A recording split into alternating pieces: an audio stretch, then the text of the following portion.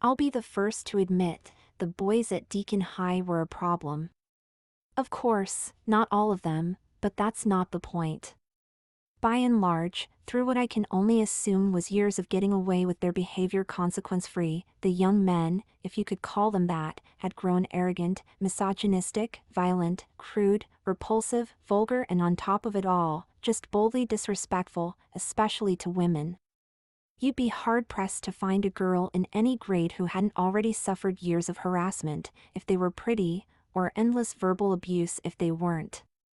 I'm making it sound worse than it was. It wasn't hell, to the extent high school ever isn't. But a bad tree yielded bad apples, and no one did much about it. That is, until someone did. Edie Cooper was one of a few resident activists in our school, and as a junior was already heading up the future female leaders of America. Pink shirts, we called them. She was kind of your classic pink hat feminist, in a way that most of us found pretty annoying, if we're being honest. I liked Edie, we were friends, but even I got tired of all the rhetoric all the time. She wasn't wrong about most of it, but you can chill every now and again. When she and what appeared to be a band of her fellow club members entered the cafeteria during lunch that first day, the door probably didn't actually slam, but it sure felt like it. She and the gang announced their presence boldly. If it had been raining, there would have been a crack of lightning right at that moment, I'm sure of it. Clad in the neon pink club t-shirts the group had designed, probably about 10 angry high school girls walked up to a table where 8 boys sat around. They stopped in front of a skinny blonde-haired sophomore, Rodney Rickles. Rodney was a character, to put it lightly. He made varsity football in his second year, a rare feat at Deacon, and yet was conspicuously the smallest guy on the team, even smaller than most of the freshmen. Rodney wasn't strong, but he was quick, and made him pretty darn good at football. But that talent had gone to his head. Frankly, he was already a jerk, but as a now prominently athletic jerk validated by success on the field, he was insufferable. He made a faux scared expression to his buddies as the girls appeared to gather behind him.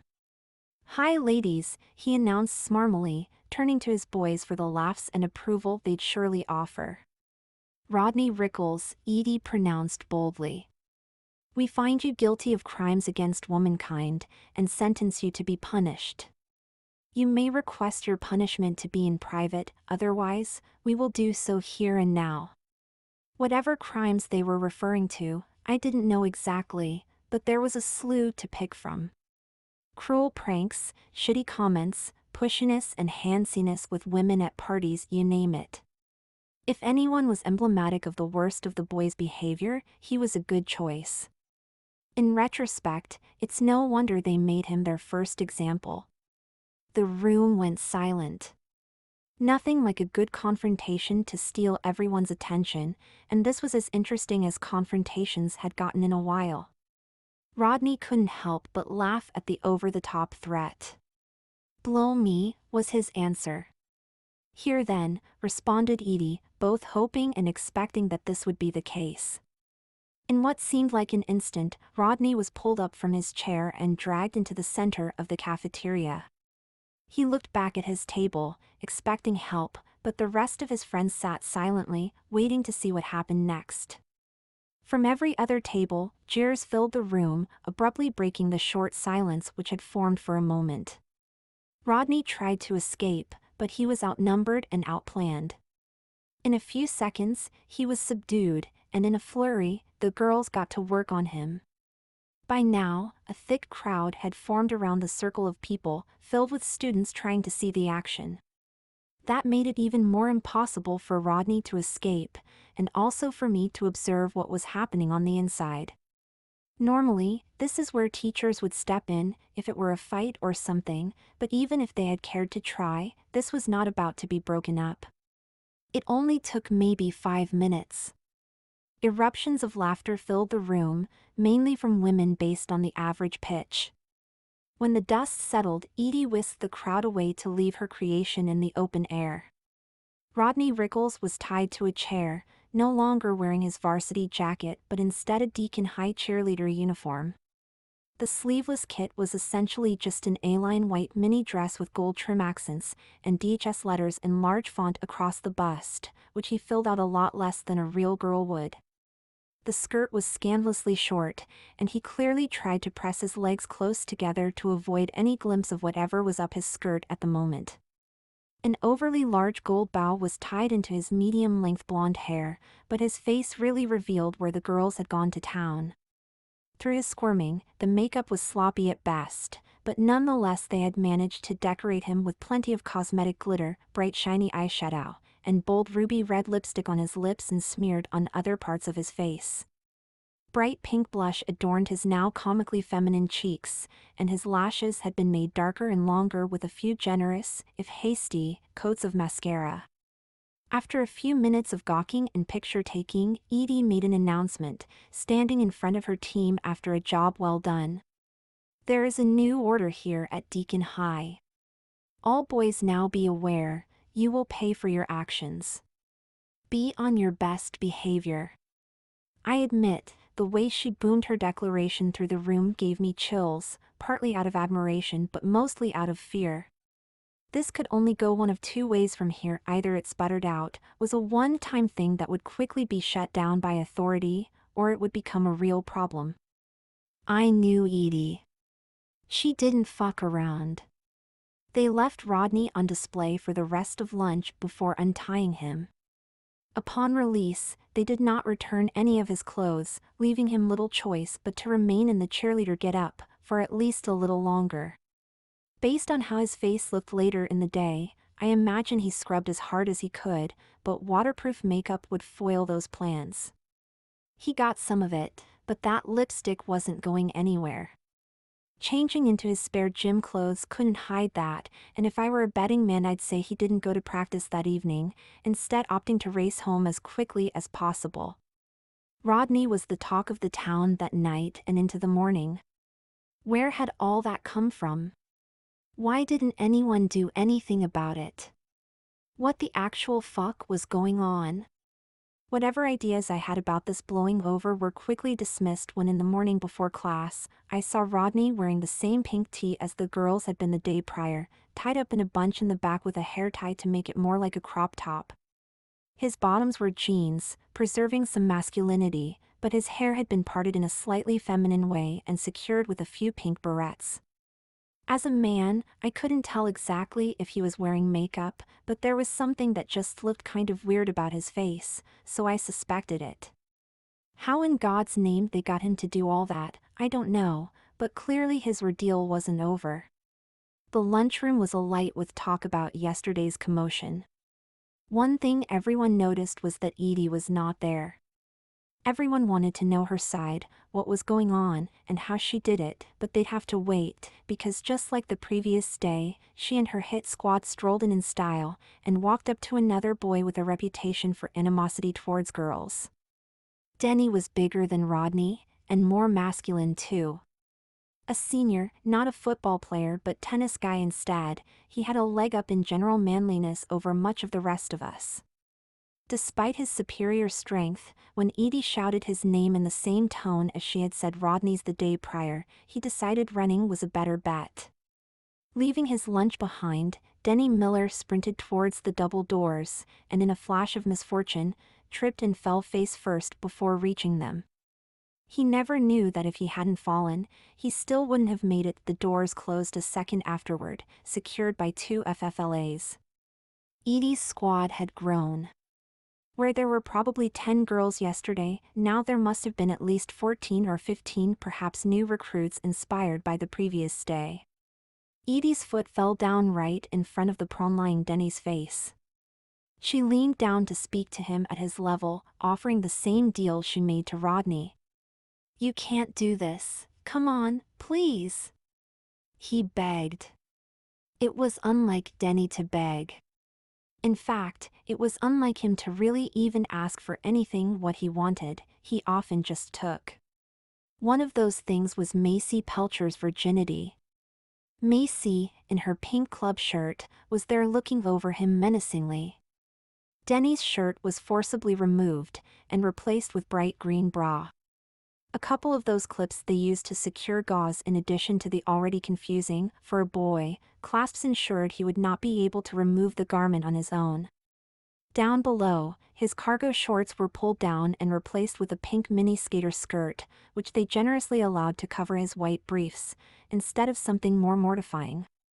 Edie didn't want the makeup to become a mess like it was yesterday, so as soon as Denny started to squirm she issued a hard slap to his left cheek. "Are you going to stay still, or will I have to do that again?" she asked tauntingly. Denny in response tried as best as he could to spit in her direction.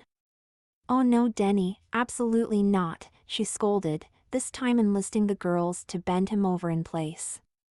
The next blow she dealt was instead to his barely covered bottom. Denny cried out not only from pain, but from shock. That did the trick to keep him still as the girls applied his makeup in a similar style but better quality than their prior work. Denny's lips were painted a vibrant pink to match the skirt, and his eyes were shadowed in forest green to go with the bra, which was the only thing he wore above the waist. His hair didn't leave much to be done, it was a very short brown almost buzz cut, but a cute pink headband at least made the point. And for the second day, we all watched as the pink shirts dressed up another one of the boys in women's clothing and makeup. I felt reminded of an old poem I'd once heard. First they came for the jocks, and I said nothing. What was the moral of that again? Oh yeah. I should say something. When I got home and my parents asked what happened at school, this time I told them.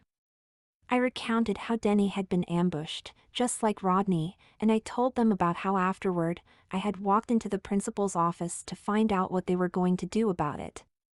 This could not go on. When Principal Brown told me there was nothing he could do, that it was regular high school stuff and I should just deal with it, I knew something had to be up. This wasn't normal.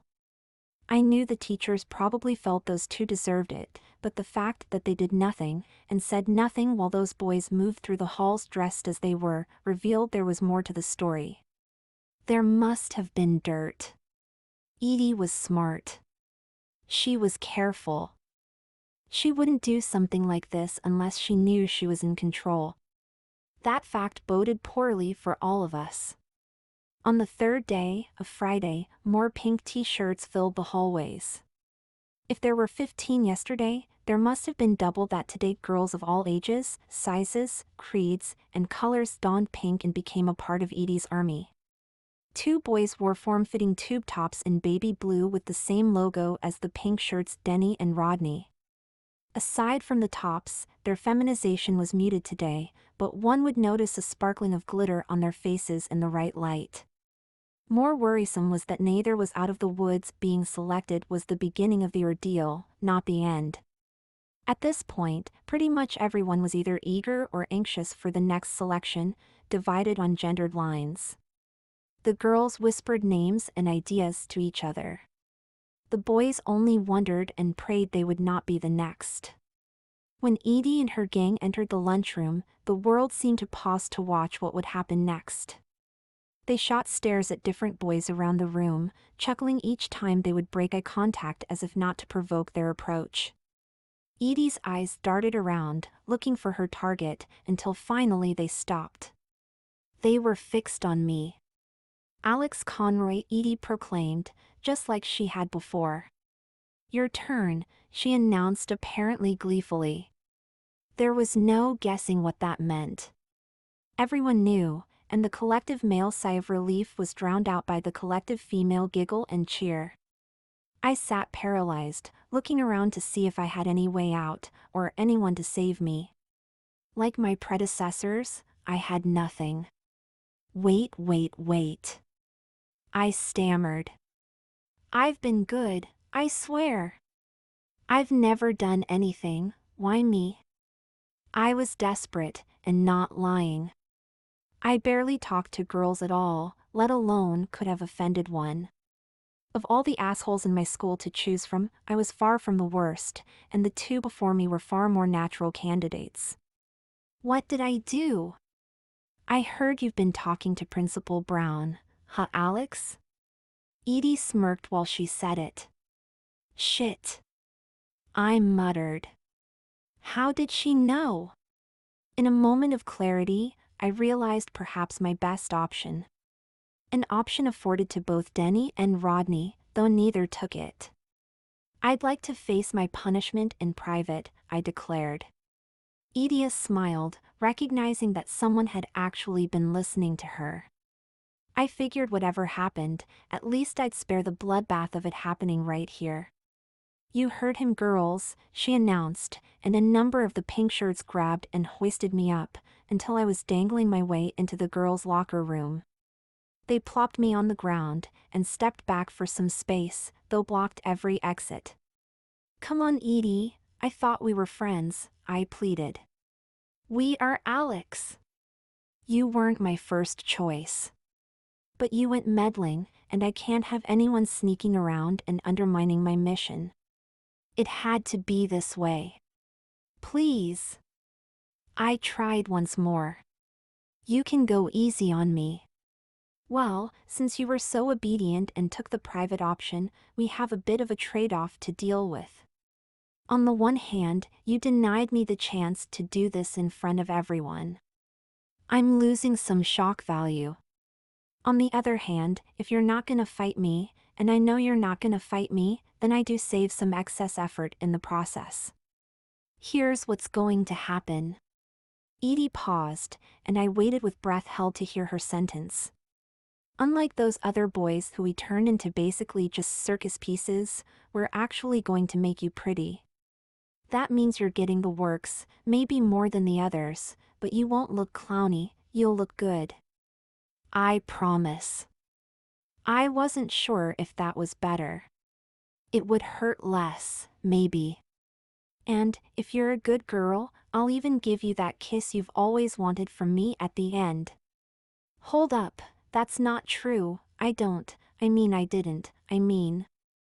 I stammered in response to that final comment. I won't lie, Edie was pretty. In the past, I had had crushes on her here and there. That's natural with all co-ed friendships, at least in school age when the girl is cute. But I was not in love with her, and I was not that desperate. I swear. Fine, but it's not because you offered to kiss me, is all I could put together as she and the girls began their preparation. Strip, Edie ordered. I got down to my boxers before she said, all the way.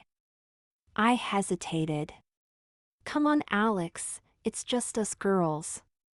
Cautiously, I removed the last of my clothing. Numerous chuckles filled the air, and I avoided as much eye contact as I could, staring off into gaps between the circle of girls and the ceiling. Start with these, Edie commanded, handing me a small, lilac pair of bikini-cut panties. I couldn't decide whether it was better to be left nude or wearing the incredibly effeminate underwear, but the decision had been made for me. I slipped them on, and felt the soft fabric tickle my legs on the way up, eventually settling over my slowly stiffening manhood. Another wave of chuckles erupted as the girls noticed. You better get that under control or it's gonna be real awkward for you, one voice added, though I couldn't tell who. To go with my new bottoms, they wrapped a matching push-up bra around my chest.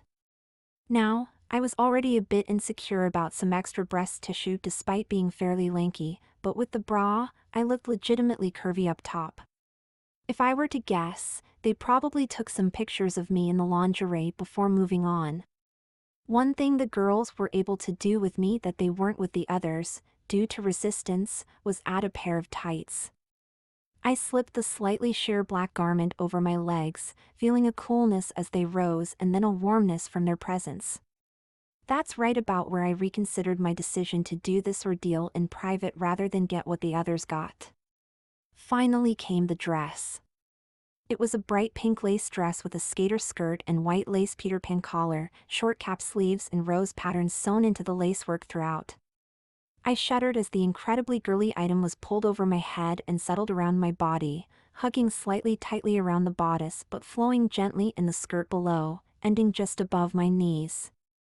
With the dress on, one of the girls took the liberty of slipping a pair of bright pink ballet flats on my feet over the black tights, completing the neck-down portion of my outfit. If I'd seen a girl wearing that same outfit in school, I'd have thought it was really cute. I guess Edie meant it when she said she'd make me pretty, even if I sure didn't love the concept. My brown hair was long enough to cover my head and had a bit of wave to it, but was certainly still boy length. That changed when my captors started adding in extensions. After a few minutes, I had a believable-looking set of long brown straight locks, which they pulled into 2 long pigtails, one on each side of my head. 2 thin pink ribbons tied into big shoelace knots secured the updo. A bit porn star-esque, but damn, aside from my face, I'm sure I was actually pretty good-looking. Of course, my face was soon to come. Where for the other boys, a flurry of hands and products made them over all at once, Edie wanted something better, more methodical, for me. In theme, she applied multiple shades of pink to my eyelids, and when she was done, capped it off with a very generous application of glitter. Over that, she traced a thick line of eyeliner into a sharp wing, a cat-eye style she wore often.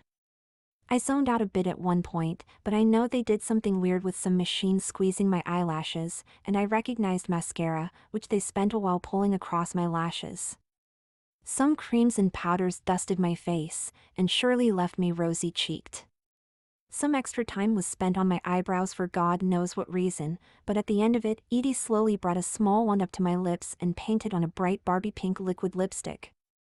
I would have guessed it was lip gloss, except for the fact that she then insisted on adding a gloss on top of whatever this was. "Before I do that though, I owe you something," Edie said. Grabbing my face with both hands, she planted a deep, aggressive joke of a kiss on my now dry pretty pink lips. There was no transfer of product onto her, she used good stuff. Even phoning it in, she was a good kisser, and honestly half of me really enjoyed it. The other half hated what I had to go through to get it. "Now onto the lip gloss," she announced, returning to the task at hand. I felt the cold substance creep across my partially open mouth as she slicked over my pink, now getting even pinker, lips.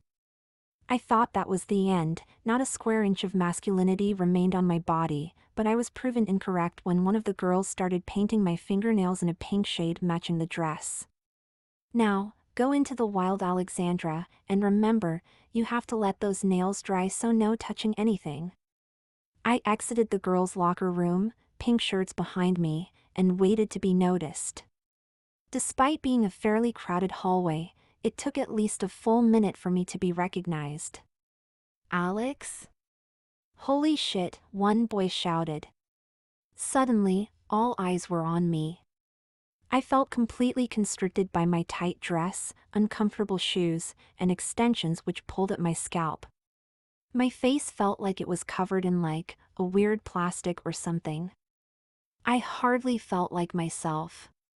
Even with the tights keeping my legs warm, I felt the breeze go under my dress in a way that was completely foreign. The passers-by quickly surrounded me, gawking at the outfit and the makeup and everything about my get-up, and the comments were as mixed as they were strange to hear.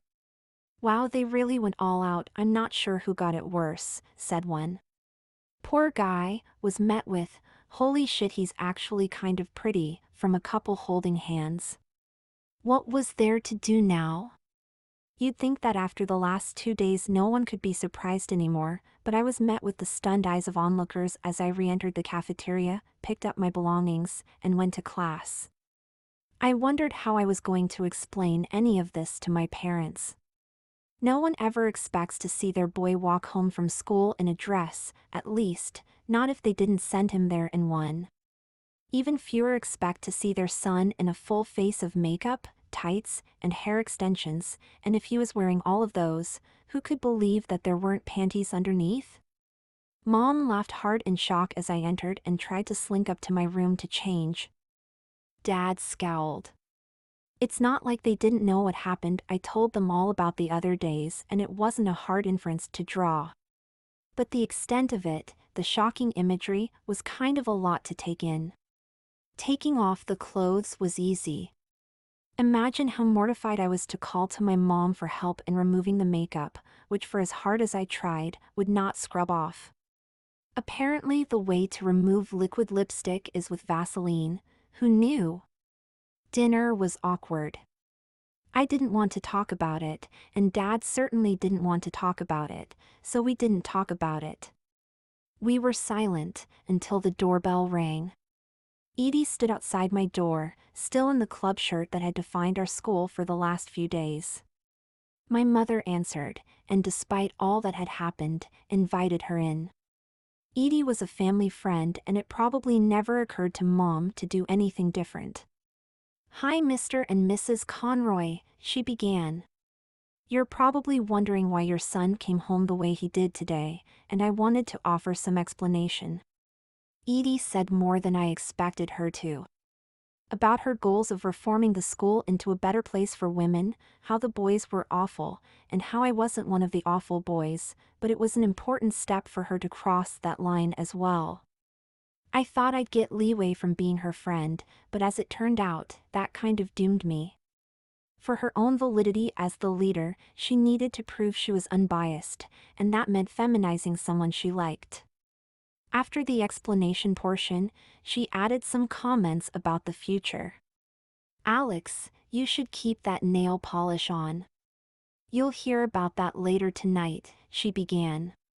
"Also, you will be expected to obey my commands from now on, as your two brethren have been doing. The deal is, if you follow directions, I'll be kind, but if you try and cross me, I will make things worse for you, I promise that." I believed the threat. Edie wished goodbye to my parents as she exited. Shortly after, I got a text. "This weekend, you are to buy yourself a full set of panties, and you are to wear them every day from now on. I'll have one of my girls check. If you do this, I'll keep the girly stuff mild, but if you fail, I will have you in dresses in the blink of an eye. Oh, and they better be colorful. No white, unless it has pretty bows." I gulped. This was not a great development. It also pretty much confirmed that Rodney and Denny were both in panties too, an awkward thing to know about another boy. Her cryptic message at dinner became clear when a school bulletin email from Principal Brown went out later that night. "Attention students, on Monday, Deacon High will be celebrating a new holiday, Regional Women's Appreciation Day. In recognition of the service of women in history and in our community, all boys will be expected to wear pink nail polish. Failure to participate will lead to consequences." The principal was 100% in Edie's pocket. He must be in pretty deep shit to be so obviously doing her bidding like that. Clearly, things were escalating. But I couldn't worry about that. I had a task to do. I'm going to disappoint some of you readers. I didn't go to a lingerie store to buy panties for myself. I also didn't ask my mom to do it for me. I barely let her buy me boys' underwear, let alone girls. No, I ordered a 10-color pack of basic cheeky panties, one for each color of the rainbow, plus black, white, and pink.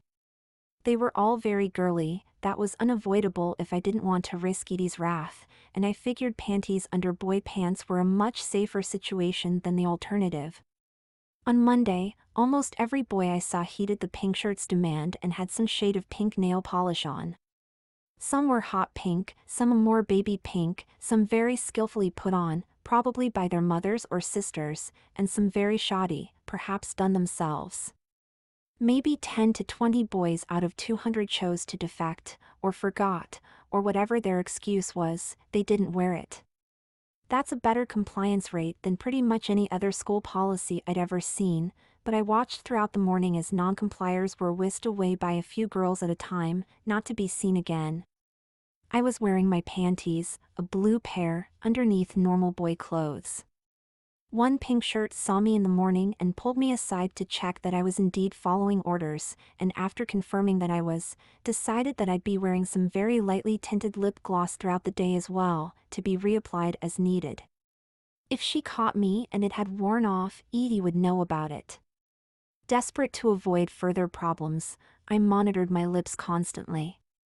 Ironically, I found myself wishing I had a little compact mirror so I could make sure without having to dip into the bathroom each time. Suddenly those made sense. In the last period of the day, Principal Brown made an announcement over the intercom. "Attention all students and teachers, please report to the auditorium for the end-of-day assembly." This wasn't planned, as evidenced by the surprised look on my history teacher's face. Nonetheless, the order had been made, and we proceeded down the hall with other, equally confused classrooms. It was strange seeing so many little flashes of pink as we walked, each boy's nails so nicely painted. We sat down, looking at Principal Brown at the microphone in front of the stage, a deep red curtain draped behind him. Once everyone had taken their seats, with the room filled with murmurs, he began to speak. "Hello, everyone. As you know, today we are recognizing Regional Women's Appreciation Day. We thank you all for your participation. At this time, I'd like to invite Edith Cooper up to the microphone to begin our festivities." Despite sounding confident, his demeanor was not fully composed. A once proud, stubborn asshole of a man looked reduced, deferring to a junior-year high school girl to run his school. Edie took the microphone, for the first time in the last few days not wearing her club tee, but instead a long pink ball gown, like she was presenting at an awards show. I guessed it was probably her prom dress. Her brown hair was done up and she looked very elegant, as part of a day she'd been preparing for a long time. "Ladies and gentlemen," she began. "As we look to a female future, and appreciate the women in leadership roles in our lives and the future women who will enter those roles in an equal world, we must also look to the generations past, and recognize the well-behaved women who persevered through their subjugation and allowed us to become the people we are today. Those ladies who were pushed into stereotypically female roles and taught their daughters not to accept injustice deserve a nod today, just as much as those who overcame and continue to overcome. Thus, I present to you the Deacon High School Rebels as the Maid Parade." Behind her, the curtain opened to reveal what must have been 15 boys, all dressed in stereotypically slutty French-made Halloween costumes, and not particularly high-quality ones. Most stood in the front of the stage, with oversized bonnets on their heads, red lipstick on their mouths, and skirts which flared outward above a poofy white petticoat, covering very little. The boys with smoother legs to begin with had been put in fishnets leading down to black Mary Jane heels, while the boys with thicker body hair instead donned opaque thigh-high black stockings, with garters reaching up under their wide skirts. They stood, heads drooped in shame, while two of the maids in the back began rising up from the stage, hoisted by the theater department's aerial riggings. Then the music began to play. "Love Shack" by the B-52s came on the loudspeaker, and to an uproarious crowd, the maids began to dance. They looked reluctant, but whatever force had been used to put them into those outfits clearly had been threatened to follow if they failed to cooperate. The boys on the stage did a simple choreography. I was impressed with the fact that it had been choreographed at all. They had had only one school day to work on it. One of the flying boys, a kind of nerdy kid, Mark, managed to keep his balance and do the simple arm dance moves he'd been taught. Jacob, on the right, however, fell forward into an awkward position. While trying to regain his upright balance, the rigging slowly spun, and as it turned, revealed his black pantied bottom to the world, like a moon in an eclipse passing over the sun's corona, his bright white petticoat. I think the rest of the boys collectively realized in that moment that they were doomed. Not only was the principal ignoring the problem, but he was also now complicit in it. If there was any doubt that Edie ran the school before, everyone recognized it now. That night, a snap PTA meeting was called to discuss the obvious matter. I couldn't go, but my mom told me all about it when she and Dad got back. Apparently, the room was riotous. Parents of boys were understandably up in arms, while parents of girls defended their children, citing the horrific actions of deacon boys to their girls in the past. The principal remained mostly silent, and when he had to speak, tried as hard as he could to deflect. Lawsuits were threatened on the basis of bullying and abuse and all else. Counter-lawsuits were threatened in response. It took the superintendent to interject, which she did. Superintendent Susan Polgar was a strong woman. She'd risen through the ranks in life not because men helped her, but despite the fact that they tried to set her back. She made a bold declaration. It was something along the lines of "We're all here because we're upset about this developing culture at Deacon." But I ask, why weren't you upset about the prevailing culture prior? The one where girls were harassed and bullied as badly or worse than these boys are? How heartbreaking for a few days to have to live in the clothes of the women they've scorned for years upon years with no reprieve. To return to the old normal would be telling these girls that they are allowed to be pushed around, but boys cannot be, or else the whole town will go crazy. The way I see it, high school is a social order that must evolve on its own. This rebellion is a natural consequence of the previous social order failing, and as educators and supervisors, it is not our job to intervene, but to let them figure out their own society before we invite them into ours. I couldn't help but think that that was an absolutely wild and insane thing for an educator to say, but honestly, everything in the last few days felt pretty wild and insane, so it was par for the new course. Schoolwork had ground to a halt, but that didn't seem to be the issue. The meeting ended without much satisfying resolution. It certainly didn't spell that this would end. The next day, after reporting for panty check, I was given some mascara to wear. I like this more than the lip gloss since I didn't have to worry as much about reapplying. It was the most masculine I'd looked in school in days, except for the still pink nails. As Edie's ranks grew, and they grew fast, so formed a hierarchy of officers and cadets, all leading up to the big boss girl herself. Teams of rolling pink shirt hit squads would target boys in the hallways, sometimes for cause and other times for apparently indiscriminate reasons, threatening to feminize at any moment with a bit of makeup or other accessory. When Edie walked the halls, space formed around her. Boys who saw her coming would at minimum move to the edge of the hallway, if not escape to a different hallway altogether. I noticed a few boys carrying feather dusters around with them. Those were yesterday's maids apparently. The props were actually pens made to look like feather dusters, which those boys used to take notes in class, a reminder to everyone of their performance. Now that I was in the system, I actually felt a bit safer. There wasn't the same stress of being hit because they'd already gotten me, and frankly, I was doing fine. Edie was right that despite me getting a more feminine look than the first two, people remembered me less. There wasn't the same shock. That fact gave me the confidence to actually talk to Edie again, making me maybe the only high school boy who had actually reached out to her in recent days. I sent her a text asking the big question on my mind. "So really, how did you get Brown in on this?" "Let's talk in private," she answered. We met after school outside the library, sitting at one of the picnic tables like we used to back in middle school. It would have felt very normal, except for the fact that the first thing she asked was the color of my panties. They were yellow. "So Alexandra, you wanted to know about Brown?" I wasn't fond of the fact she called me that when I was mostly dressed boyishly, but I nodded anyway. Every girl in this school knew he was a creep. The way he'd stare at our boobs so conspicuously, the way he'd dismiss every one of our complaints about harassment, boys will be boys type bullshit. Anyway, turns out Bob Brown likes younger women. 2 younger women. Girls. And we knew this. So Mary Jenkins cooked up a plan to get dress-coded for having too low cut of a top and would try to bribe her way out of it. I don't know how she pulled it off, but she managed to get him dead to rights on asking for pictures of her, and she sent them. Now he was in possession, and recorded soliciting from a minor. The rest was easy. Mary told me, then I told him his job and his life depended on listening to what I say, and if he obeyed it wouldn't be fun, but I'd let him keep his ass out of jail. All he had to do was leave me be for the next 2 years. That's how long he needs to get his pension anyway.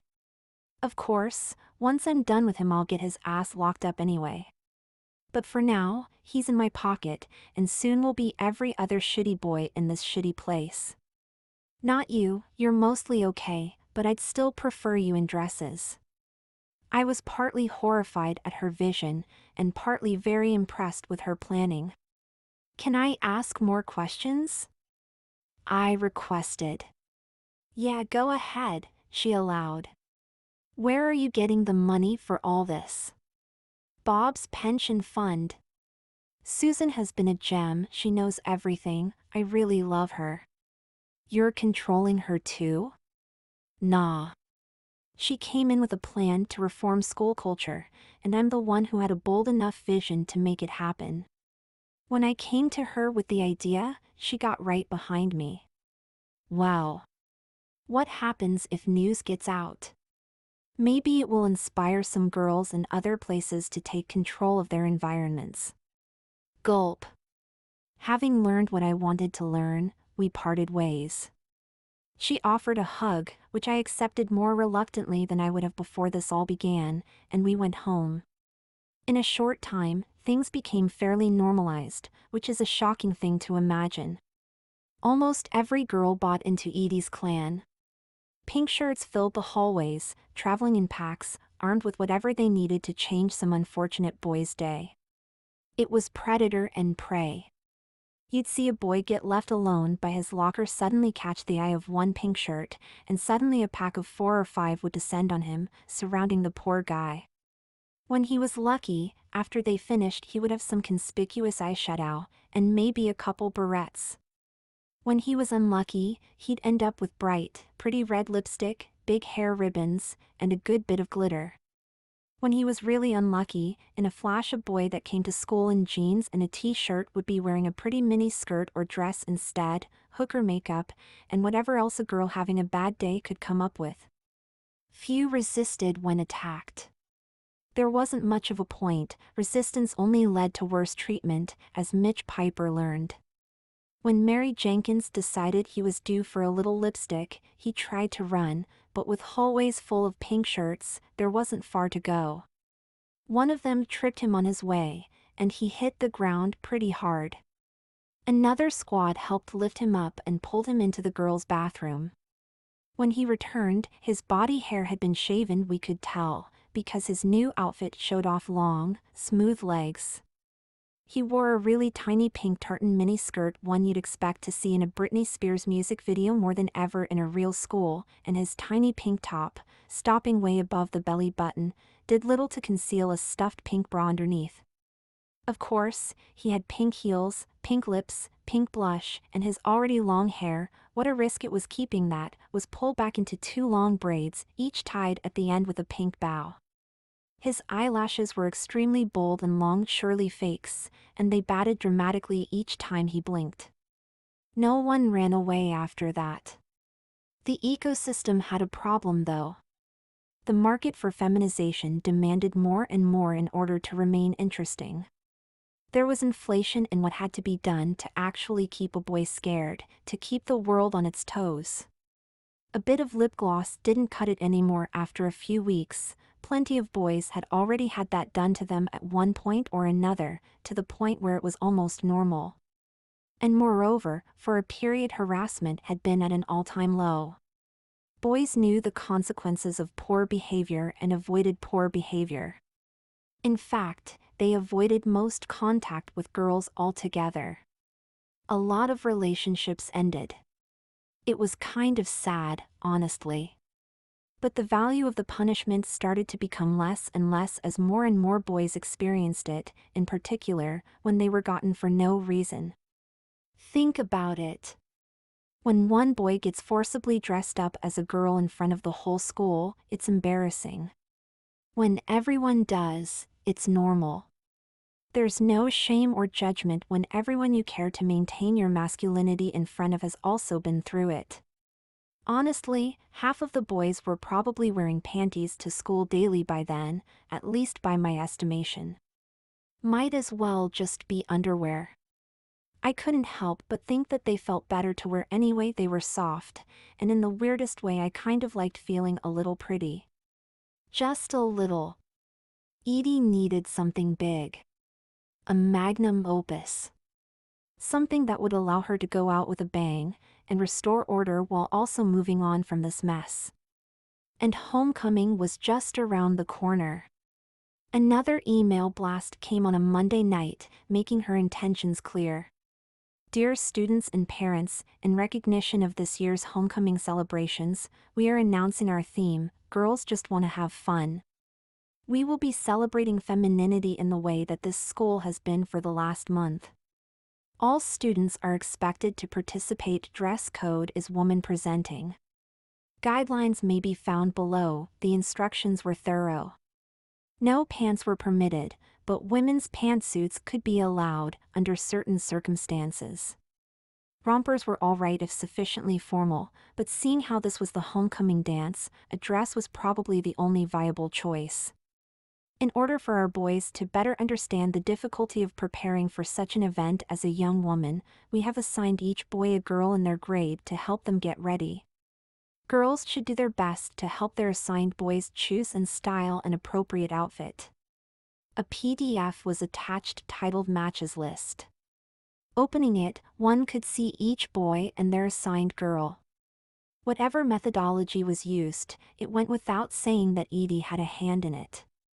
I scrolled down the list, alphabetical, finding my name, and on the right-hand column, no surprise. Edith Cooper. Homecoming was the upcoming Saturday. I guessed I would be spending more time as Alexandra. Edie met me in the hall the next morning. Usually she had sent an underling for panty check, which I never failed, but that day she approached me herself. The usual hit squads roamed the halls, checking more and more boys' undergarments as they went. I really didn't know what happened to most of the others, but you got enough occasional glances of bra straps, tights under clothing, or makeup of any variety to know things were widespread. Edie obviously knew by then that I would be her homecoming doll, and she knew that I knew too. I wondered how some other guys reacted. The boys who had gotten off easy so far were bound for the full treatment, and I couldn't be sure how many of their matches were girls they knew or random strangers. Speaking with some of my friends, it was fairly split. A few were assigned people they would have guessed, and a few had no idea who their matched girls even were. We're going to have to spend all Saturday getting ready, so I want you at my house by 9 a.m. How does that sound? Edie made it sound like a question, but I knew it was a demand. I guess I'll be there, I replied. A strange thing happened then. For the entire rest of the week I didn't see a single attack. No boys accosted in the halls, no boys suddenly wearing lipstick who weren't before. It was quiet. School felt normal. Even the panty check stopped, though I didn't dare try and test it by cheating. For the first time in weeks, the teachers actually managed to get some lessons through as if nothing was different. For the first time in years, the male population at Deacon seemed actually decently well behaved. Gone were the usual jeers and jabs. The usually dirty and potentially violent hallways were clean and free of even any particularly loud noise. It's like things were supposed to be, in a decent society, and it took a complete takeover for it to occur. Friday came and went, and on Saturday, I dutifully reported to Edie's house early in the morning. Her parents were home and they greeted me, as if they didn't know what was going on or what was about to happen. They clearly did, who couldn't at this point, but I think they were perfectly content to wait and see the results before commenting. They did offer me a bagel, which was nice. Edie didn't want to spend much time in the house before whisking me into her mom's car, fresh driver's license in hand. To be technical, she still wasn't supposed to drive other people for another few months, but no one ever followed those rules. I got to talk to her again on the ride. So what comes next? You've got just about every girl doing your bidding, every boy in drag tonight. Where do we go from here? Actually, I have a few thoughts. Mostly toning it down. Believe it or not, it's been a lot of work managing these last few weeks. Club president is a tough role. In seriousness though, this is where I see it going. Tonight, every boy will get to feel, for the moment, what it's like to be a woman in this place. Whether it's embarrassing or not, I don't really care. The point is, there will be no masculinity at this dance. No toxicity. No bullshit. If anyone tries, I'll see to it that they regret it. You saw what it was like this week. It was good. We had a school which respected girls, even if only out of fear. We broke barriers. The men didn't just see what femininity is like, they felt it. They felt the makeup, the clothes, they walked in our heels. Yeah, it was meant to shame them, but once they accepted it, it stopped being shameful. Don't even try to lie to me and say you don't prefer panties at this point. Your old underwear would feel like sandpaper if you put them back on. So what happens now? I queried. After the dance, we chill out. And we watch. The men that behave will have nothing to fear, and will live their lives normally, albeit more respectfully. I don't care if you make jokes here and there, just don't be shitty to girls, it's not that hard. And when someone is shitty to a girl, well, we have an army of girls supporting each other who can do something about it. Girl for a day, or a week, seems like a fitting consequence. This was interesting. A return to almost normal. No fear of random pink shirt ambushes, but accountability nonetheless. I wondered if that seemed fair. Maybe. We pulled up to a big salon in a strip mall. As we walked in, I was surprised to see a boy I recognized as one of my friend's little brothers getting his hair done, a freshman girl watching over him. Small world. Edie greeted the receptionist and informed her that we'd both be getting hair, mani-pedi, and full wax. I gulped when she said the last part. There would be no waiting either, the wax came first. A technician took us over to her station, and I was instructed to remove everything but my underwear. I obeyed, and the female tech let out a chuckle when she saw the orange panties I was wearing. I felt the warm substance over my torso as she began. I must have looked incredibly nervous as she felt a constant need to reassure me that it would be fine, but I'd seen enough YouTube videos to know this would hurt. Okay, on 3, she reported as I tensed myself. 1, 2 with a hard rip, she pulled the strip up from my skin, taking with it all of my modest body hair in the area. She didn't even get to 3. That bitch! I didn't scream, but certainly reacted sharply to the pain. Edie and the worker laughed. You got a lot more to go there, big shot, jested Edie. It took a while, but after dozens of strips and lots of pain, we finished, leaving me perfectly smooth everywhere but the top of my head and the most delicate areas below. I was thankful we didn't have to do those too. My newly smooth, pink skin couldn't decide if it felt warm from the extra blood flow or cool from the lack of protection. While Edie got waxed next, I was guided over to the manicurist. Edie had left instructions, so there was nothing for me to say. I still had my pink nails from weeks ago, which had chipped and didn't look very good anymore, but I was too scared to remove the polish. The nice lady didn't say much to me, and removed what remained before beginning her process. I guess the idea was to do a kind of fake nail, where she first applied essentially a blank nail extension to my bare nails, making them longer and girlier shaped, and then applied some kind of acrylic substance for the color and art. When she was done, they were a crimson matte red with French-style tips which were a shiny, glittery darker shade of red. I guessed that this would forecast the look to come. She spent a while making my toenails look halfway presentable before adding color. It's not like I took great care of them as a guy. I didn't enjoy the process of shaping, trimming, filing, and all that, but when she was done, they were a similar shade of red to my fingers. Edie had completed her wax by then, and watched my finishing touches. I moved on to the hairstylist next. My short brown cut was still pretty boyish, and apparently the plan was to get extensions like last time, though these would be professional. Before that, however, I was informed that I'd need to go nearly blonde, and the stylist got to work on lightening my hair with some awful-smelling chemicals I did not enjoy one bit. This took much longer than Edie's nails, so she came and joined me in the next chair. "Let's see," she demanded, and I showed her my fingernails. "I got the same thing, see," she announced, revealing a very similar style, although in a hot pink rather than red. When my dye job was complete, I took a look at a bizarre blonde version of myself I'd never seen before. The vision became only more bizarre as the stylist secured in layers and layers of blonde hair extensions, leaving me with 18 inches of straight light locks. It looked pretty feminine as is, but as she took to the curling iron, I watched more and more long barrel curls emerge and cascade down my face and back. When those full curls were brought into a pretty updo, with classic slut strands to frame my face, I was amazed at just how nice my hair was. Edie needed only a little work done on her hair, no cutting or dyeing, just a bit of style.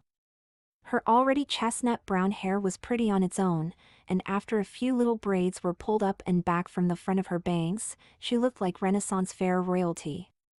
That was it for this location, and we departed for our next surprise stop. There was a reason she didn't tell me where we were going. When we pulled up to the tattoo and piercing shop, there was really only one thing to expect. Getting my ears pierced hurt like a bitch. Really a no-fun process. The gold 1-inch hoops I now wore in each earlobe really went with my hair though, I'll give them that. Once we were finished with my earrings, Edie took me out to lunch with the plan of returning to her place to finish and hang out until the dance. It wasn't lost on me how much money she had spent on me today. I guess it wasn't out of her pocket, but still. I doubted most guys were getting this level of treatment. It was mid-afternoon when we got to her place, and there would be just a few hours before we had to leave. Having already eaten, we didn't worry about dinner, and could get right to it. "Ready for the outfit?" she asked. I nodded, with no other real options. "First, we're gonna have to do something about that," she said, pointing to and twirling her finger around my covered crotch. "Take everything off," she ordered. I was really careful not to mess up my hair as I did so. "Do you know how to tuck?" she asked. Of course I didn't. "Press your balls up into your body and then tape back the rest with this." The "this" to which she referred was a roll of medical tape. "What the fuck do you mean by into my body?" I asked incredulously. "Just push upwards. There's a spot for them there." Unbelievably, she was right. This was really freaking weird. I ran to the bathroom to take a leak, knowing once I was taped it would be a lot harder. She gave me a pair of panties to put on when I was done. This was a new level of strange. I returned, naked except for a very lacy, sheer ruby red thing, which felt like it should be revealing so much yet covered what it had to of my tucked back unit. My hairless body with the dainty lingerie looked honestly quite girly. My little man boobs didn't help. Apparently, the dress had a push-up bra built in, so I wouldn't need one. Nonetheless, Edie took some skin-colored stickers and strategically placed them on my torso, pulling the flesh together and giving the push-up a head start. The actual dress was tiny, I couldn't believe it. Bright red, barely mid-thigh, and fully body-conforming with only the thinnest of spaghetti straps to go over my bare shoulders, it was a sexy item to be sure. In her hand, I wouldn't have guessed it could even stretch around my whole body, but stretch it did, until I was encased in the tight fabric. Keeping my legs together wouldn't be hard, as the elasticity of the skirt did a lot to squish them in on its own. The bust was clearly reinforced and meant to show off the wearer's boobs, which I apparently had because the girl in the mirror had bona fide B-cups. The value of the waxing was very clear. I didn't even have makeup on yet, and there was nothing masculine about me.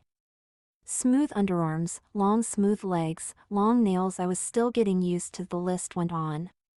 Edie decided she had to do my makeup before putting on her dress. This was a protective measure to make sure she didn't get herself dirty in the process, but also a directed one. She wanted me to stew in my girliness for as long as possible. In fact, she told me that normally she would never put on heels before makeup, but for me, I should get used to them and feel as girly as possible going into the process. I obeyed, and slipped on the very strappy black sandal 4-inch heels, which felt like they gave me barely anything to stand on. Awkwardly perched on my little shoes, Edie got to work on my face, yet again.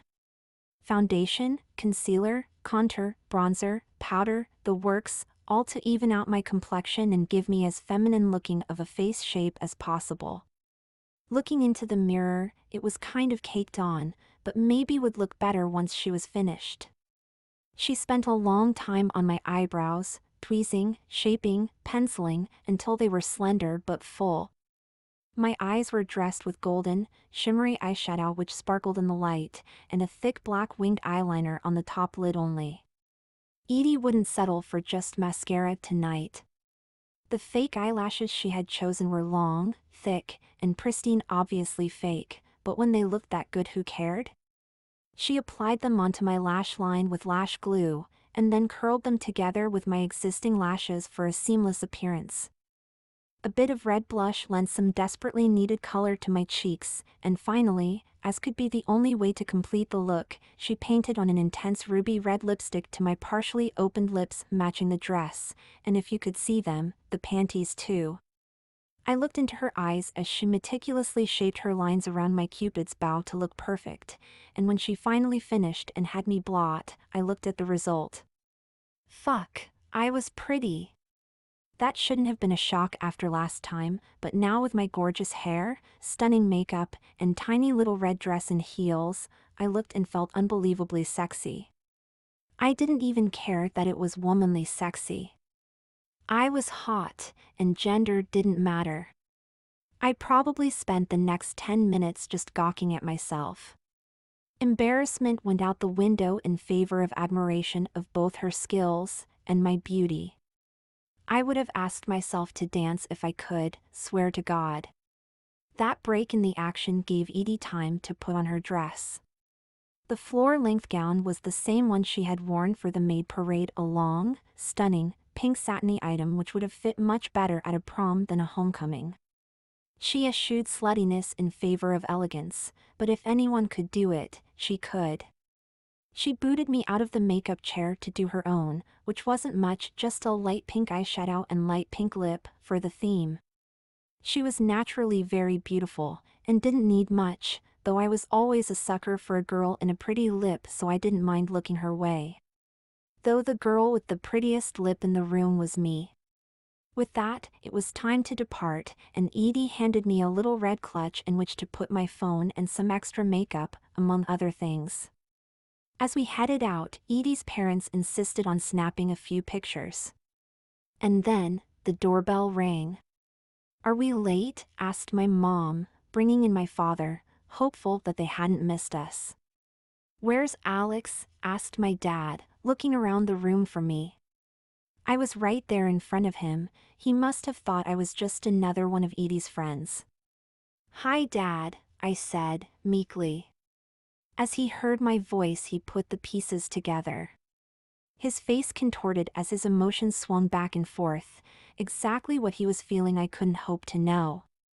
After pausing a moment and getting a stern look from my mother, who already had her phone ready to go to take photos, he spoke up. "Well, Alex, you look very pretty. That dress is a bit short." That's all I could ask for. "Thanks, Dad," I replied, putting on my manliest voice possible. What else was I to say? We got our pictures, and headed off. When we arrived at the dance, so were many other couples and individuals, and despite everything that had gone on the past few weeks, I could not believe the sight. A river of girls walked from the parking lot towards the gym, and flowed to a sea of pretty homecoming dresses on the gym floor, without a shirt and tie or suit in sight. Reds, Pinks, purples, blues, and all other colors of silk and taffeta and lace filled the court.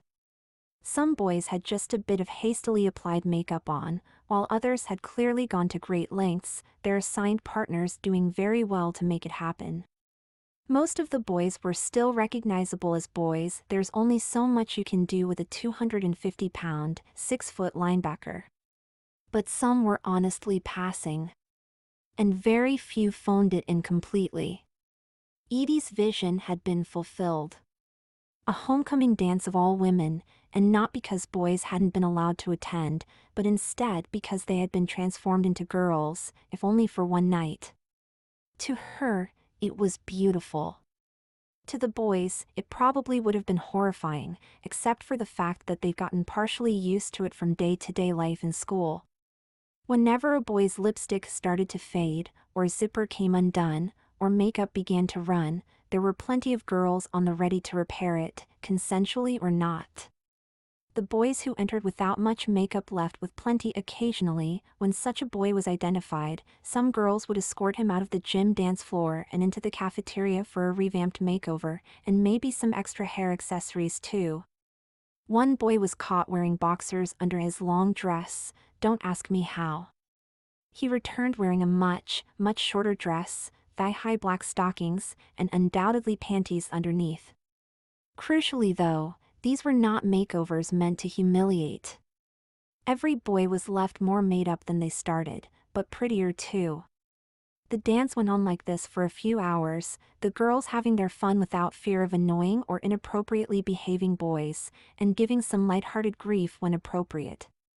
Most of the girls who wouldn't normally wear much makeup ended up with more than usual, on the basis that if all the boys were wearing lipstick, maybe they ought to as well. Lots of girls were willing to share, after all. "Can I be honest with you?" Edie asked, towards the end of the dance. "I really like you, Alex. But I've come to realize in the last couple years that it turns out, I'm not really into boys. Or at least, not just boys. I thought I was, but I see now that actually, I'm bisexual, and maybe a lesbian. I don't think I've ever told anyone until now." I was shocked at the revelation, for a few reasons. First, I knew she had a man-hating bend, but that didn't mean she wasn't straight. Second, we were friends, even close ones at one point, but I didn't think we were that close. It was a real confession, in real confidence. I appreciated that. She went on. "You look really beautiful tonight, and I'm not just saying that because I designed it. You make a really pretty girl, and part of the reason I targeted you early on in this is because I knew you would. And I really hope you don't hate me for it. Partly because I have a little crush on Alexandra, and mostly because I really value you, Alex." I didn't answer at first, which gave her pause. I didn't know what to say, and she looked uncomfortable in the silence. Then I did the only thing that made sense, and leaned in and kissed her. The first time she kissed me, when she made me into Alexandra for the first time, I didn't feel anything. I was annoyed, surprised, confused, angry, and certainly not smitten. But this time, I felt electric. Maybe it's just a thing for powerful, beautiful women. An ocean of girls and pretend girls surrounded us. She looked only at me. Maybe could I see Alexandra again sometimes? Privately? Edie knew she could probably manage to force me any time she wanted. But she wouldn't have to. "Yeah, I think we could do that." She kissed me again out of excitement. I felt her hair on my face, and my hair on my face, and her pretty hand held my pretty hand, and I didn't know how, but somehow this crusade of hers had worked out pretty darn well for me. At the end of the night, they announced homecoming king and queen, although obviously there would be no king, so it was queen and queen. Edie won homecoming queen.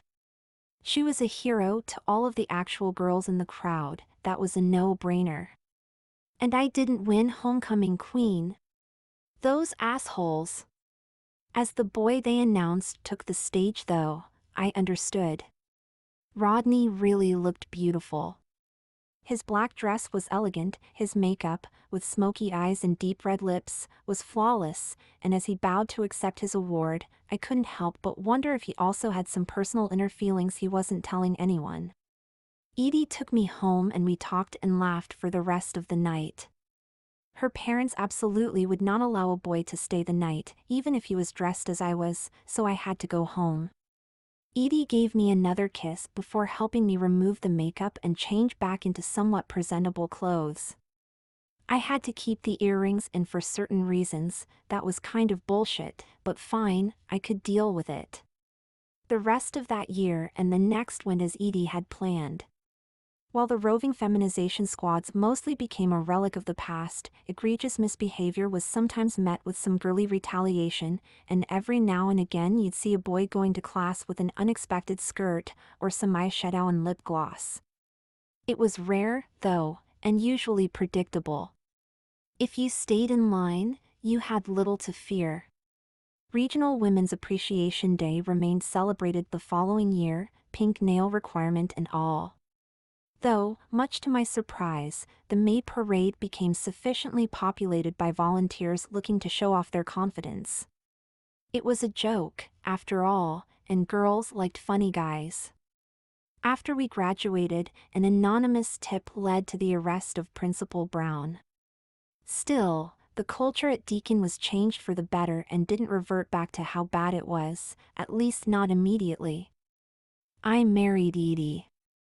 We had a traditional ceremony where I wore a suit for the family, but later we also held a private event where Edie married Alexandra, in full wedding dress as well. Her pink club t-shirt still hangs in a trophy case at Deacon, in the room where the pink shirts used to meet, and maybe still do.